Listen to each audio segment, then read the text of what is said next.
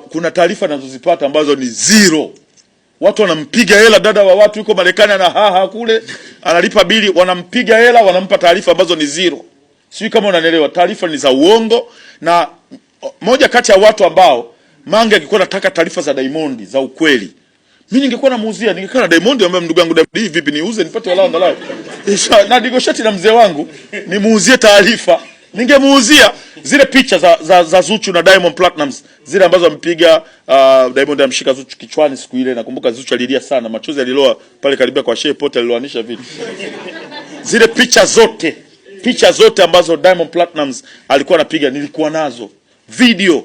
Nina video zingine, kama Mange akitaka nitampa. Nina video zingine baada ya Shesa watoto kuzima kamera na kila kitu, mimi ndo nikaruhusiwa kuwasha simu ya Diamond, nikawa na wale kodi. Baada ya hapo nikajia drop vitu navyo tuna vitu vingi. Kwa hiyo sisi kama WCB niwaambieni tu ukweli, sisi tunataka kuona mzee wetu akiwa na furaha. Tunataka kuona mzee wetu akiwa na amani ya moyo sana.